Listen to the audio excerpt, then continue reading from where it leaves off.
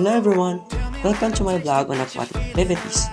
In this vlog, we'll be exploring the exciting world of aquatic sports and the incredible benefits they offer for physical and mental health, from snorkeling to scuba diving and canoeing to kayaking. We'll be delving into each activity and uncovering their unique features and advantages. Whether you are a seasoned water enthusiast or just starting to dip your toes in the water, this blog will provide you with a comprehensive guide to aquatic activities and their benefits. So, grab your gear and let's dive into the world of aquatic sports. First, we will talk about snorkeling. Snorkeling is a popular aquatic activity that involves swimming on the surface of the water while wearing a mask, snorkel, and fins. Snorkeling is an excellent way to explore the underwater world, observe marine life, and appreciate the beauty of coral reefs. The basic equipment needed for snorkeling includes a mask, snorkel, and fins. The mask allows you to see clearly underwater, while the snorkel lets you breathe without lifting your head out of the water. Fins provide propulsion and make it easier to swim through the water. Other optional equipment includes a floating vest and a rash guard. When choosing a mask, it is important to consider the fit and comfort, as well as the three parts of the mask, which include the strap, mask skirt, and nose pocket.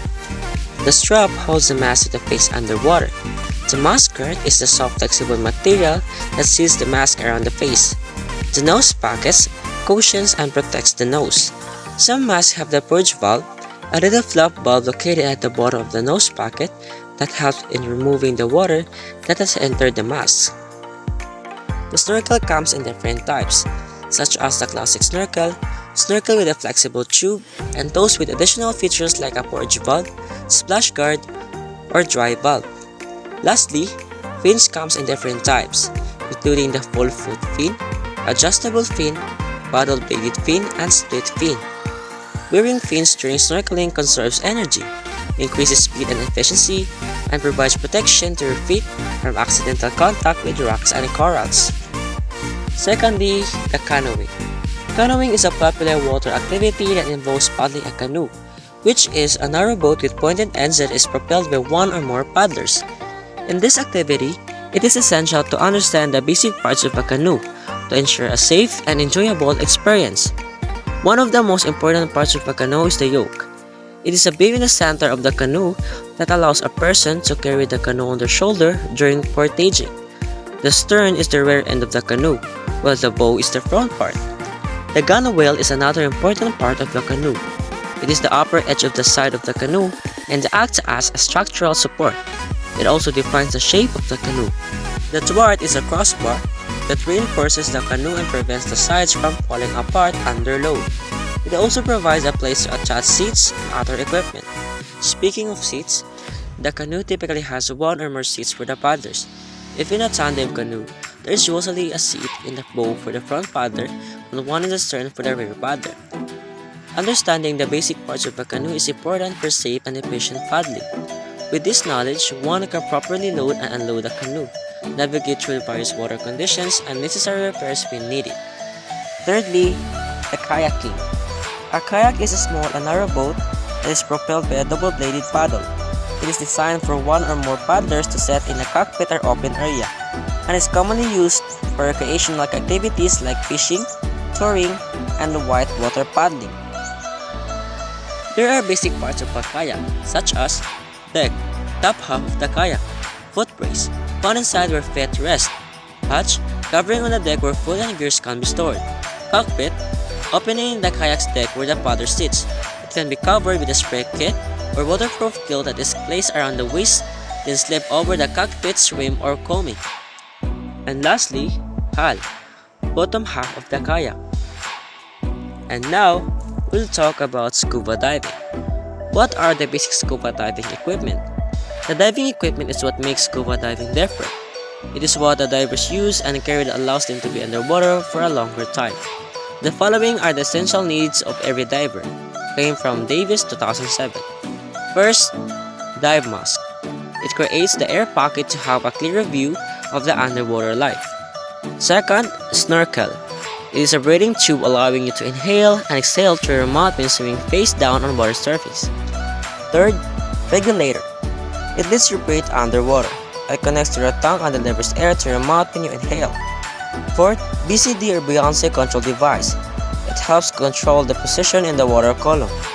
If air is added in the internal bladder, then one rises toward the surface. By removing air from it, one sinks. Fifth, Baccagrande regulator. It delivers the steady supply of air from the cylinder with the right pressure. Sixth, Octopus. It is the backup regulator. It usually has a longer hose and a bright yellow body, so it is easy to find and can be used by others in an emergency. Seventh, Weight belt. It is used to counteract buoyancy. 8. SPG or submersible pressure gauge. It shows how much of the air is left. 9. Scuba tank. It contains the pressured air, which allows one to breathe and to stay longer underwater. 10. Fins provide the propulsion that makes it possible to swim at lesser effort. And lastly, 11. Scuba or wetsuit. It provides protection from the coldness of the water and from the other elements. Additionally, there are other accessories that can be used in scuba diving. First, you have Dive Computer. It monitors the diver's depth, time of being underwater, and the remaining time for one to be safely down in the water. Second, Dive Lights. It provides the needed light as it can be dark underwater. Third, Dive Knife. This is used for cutting ropes, lines, and monofilament. And lastly, the fourth, Dive Case. It is used for protecting the gears while traveling. While in scuba diving, it is essential to know how to communicate underwater. Communication is very essential among divers, and the best way for them to communicate is through hand signals. The Recreational Scuba Training Council agencies came up with a set of hand signals of universal use. These signals are taught to every diving students and must be practiced and mastered. The following are the common dive signals as released by Recreational Scuba Training Council (INC) in 2005.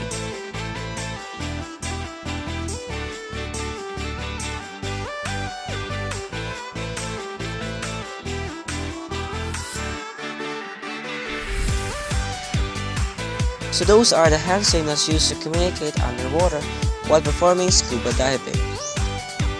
And now, let's talk about health-related benefits of aquatic activities. Aquatic activities such as swimming, water aerobics, and scuba diving provide several health-related benefits, including improved cardiovascular health, muscle strength, flexibility, and endurance. It can also aid in weight loss, stress reduction, and improved mental health. The buoyancy of water reduces stress on joints and muscles, making it a suitable form of exercise for people with injuries, disabilities, or chronic conditions. Additionally, being in and around water can have a calming effect on the mind and body, promoting relaxation and reducing anxiety. Before ending this video, here's a meaningful quote made by myself for all of you.